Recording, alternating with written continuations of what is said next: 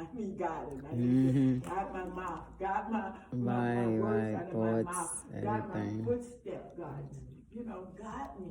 You know, when I get to the job that I don't do the wrong thing, I don't say the wrong thing. When I get to church and put a smile on my face, guide me. Because, you know, sometimes people can bring the worst out of you. So if you keep praying, God's going to keep guiding and keep smiling in the midst of everything. So it's important for me. It's a very good scripture. It is a good scripture. Yeah. All right. So you all can share mine. Psalm 32, verse 8.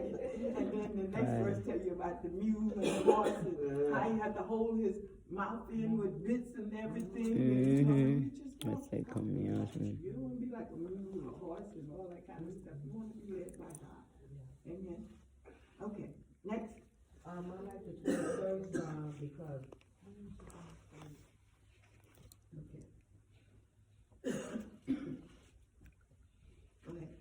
I like the 23rd Psalm.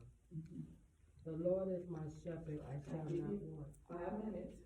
Okay, I come for you. He made me to lie down in green pastures. He leads me beside the still water. Okay, give us the He verse. protects me from more danger and harm. When I first got saved, this is the one I went right through. Because I needed that protection. I needed to talk to him. And I didn't want to feel alone because I said, Lord, I know you're here with me. I know you love me. So that's my favorite. I always read it every night when I go to bed, you know, and I read it when I'm in the morning time. When I come home, I keep on reading that so I can get it into my spirit. And meditate on it. Yes. Day and night. That's what I love about it because he's always holding me. He always comforts me. And I don't have no fear of nothing. I'm glad I'm with him. I'm his daughter. And I just say, I love you. And he, you know, I comfort, I feel, and it's, nobody can take that from me. Nobody. Okay, next. Mine is 27 and 1. The Lord is my light and my salvation. Whom should I fear? The Lord is the strength of my life, and whom shall I be afraid? So, I love the song. I like that song too. Yeah, but what part? I mean, what is it? I mean, it's just It's a confidence song. It's a confidence to me. When I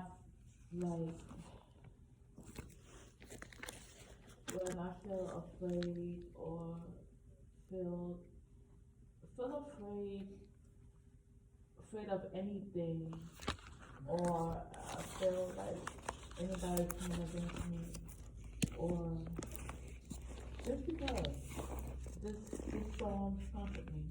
It gives me comfort. okay. What is my light and my salvation? I like the whole song, period. Yeah, because we talk about the enemies, we talk about, you know, one thing, desire of the Lord, Or the days of my life. you know, they are hiding place for you, and, you know, hiding. And they say that the mother and the father forsake you, then the Lord will take you up. You can wait on the Lord. And be encouraged, and He shall strengthen my heart. So it's a lot of It's definitely an encouragement song. When you feel down and out, especially when you know the Father forsake you, then the Lord will pick you up.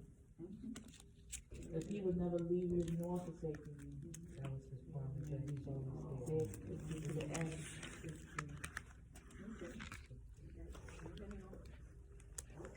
Andre, you're the last one. 91 is my favorite. Psalm 91. Okay. You're listening. Why? Well, there's very, there's a number of different aspects to this chapter. But one, it's a dialogue. When I read it, it's like a dialogue between man and God. So in the first portion is the writer is speaking of the presence of God and the having God with him. 1,000 shall fall by thy side and 10,000 by thy right hand. And then God himself takes on the charge in the second part of the chapter. And for example, he says, with long life I will satisfy him and show him my salvation. So this is God himself speaking of the person.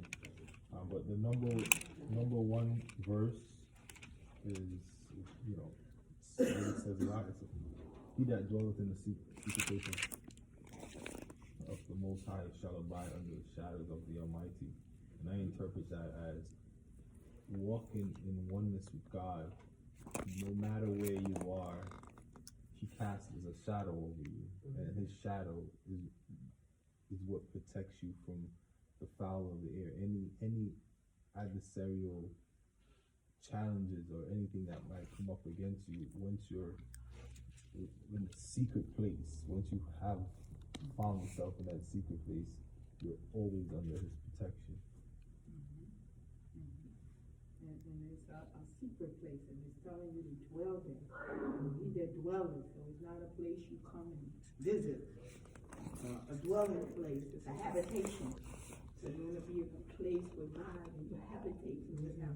You know, you don't want God to visit you, right? You don't want God to come visit you. He that dwelleth in the secret place. There's a place that you and God can be, and it's a secret place. It's a place for you and Him. And then it goes to talk about His refuge and His fortress and His hiding place. I mean, it's all these things, because when you look at the fortress and He's hiding him, He's protecting him, He's his, you know, strong tower and all this stuff.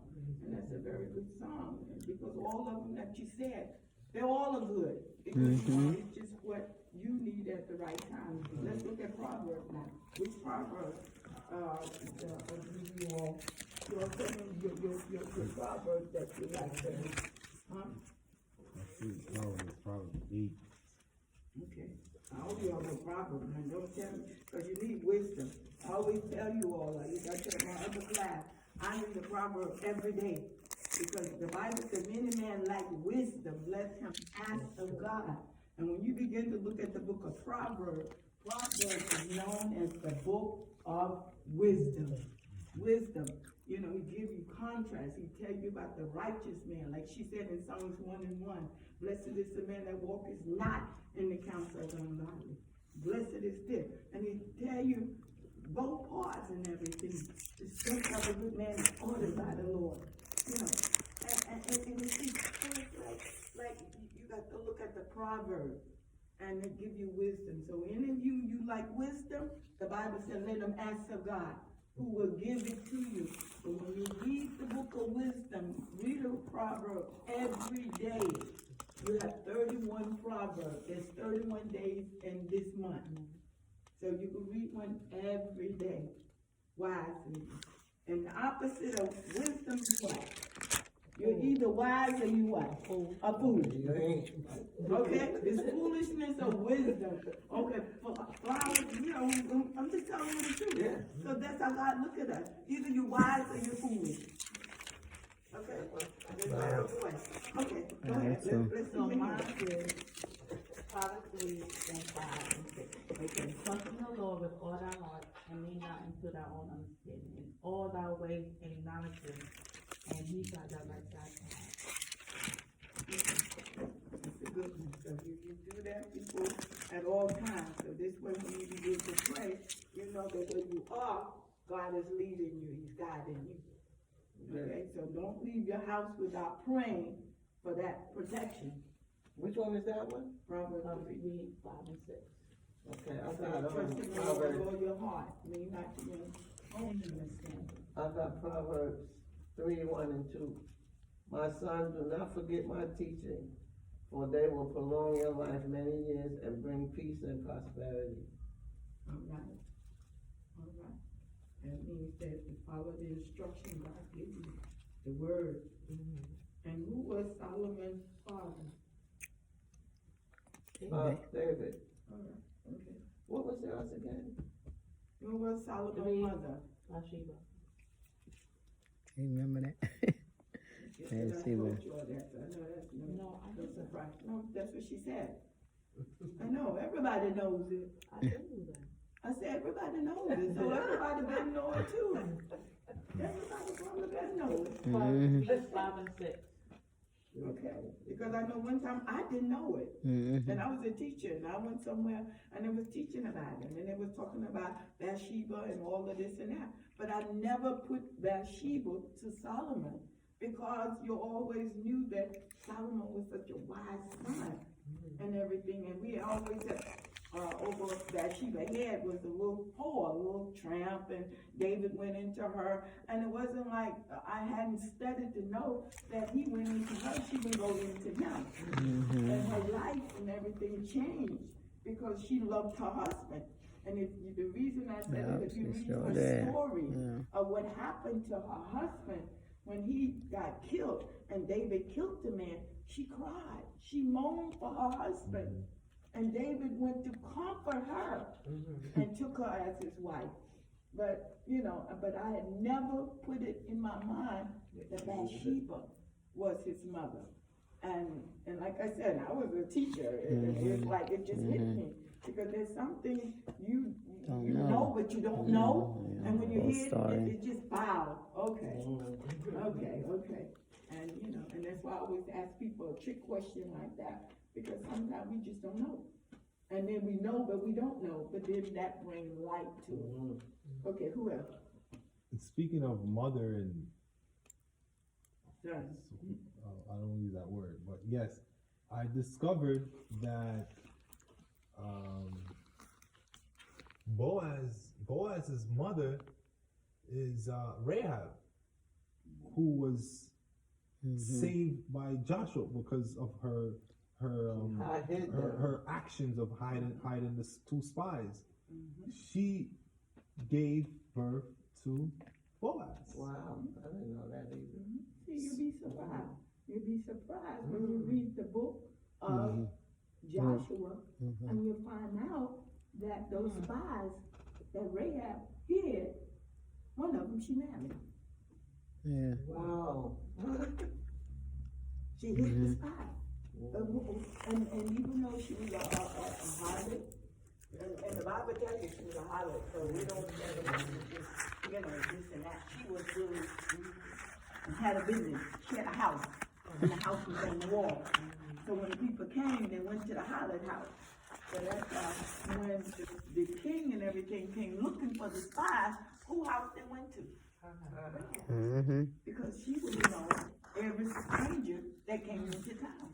She was a woman of the life. But look at the point. When those spies went in, and it was known that one of those spies ended up marrying Rahab.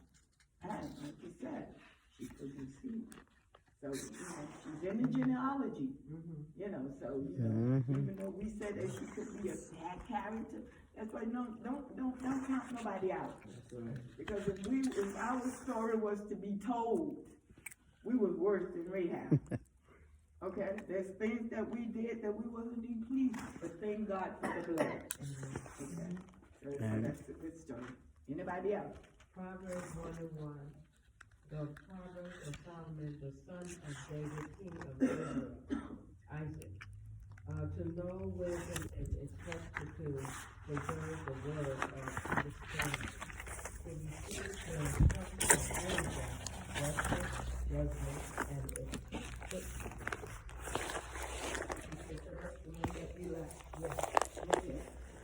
Wisdom, and it always keeps me on my feet. To always keep in the word, to read the word, and to understand it, ask God to understand it. Well, mine is the answer to that. Mine says, the fear of the Lord is the beginning of wisdom. So if you're speaking about wisdom, that's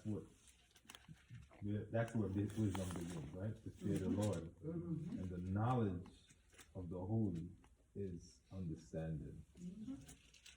Wisdom. That's my favorite. What chapter is that? This is thing on chapter 7. Verse 7. No, that's not. Well, This is 9 and 10. okay. Chapter 9 and 10. You got it? Everybody? Okay, mine is, there is quite a few proverbs that speak on parents, you know, and obeying parents, etc. So I can't tell you all of them. So it is Proverbs 6.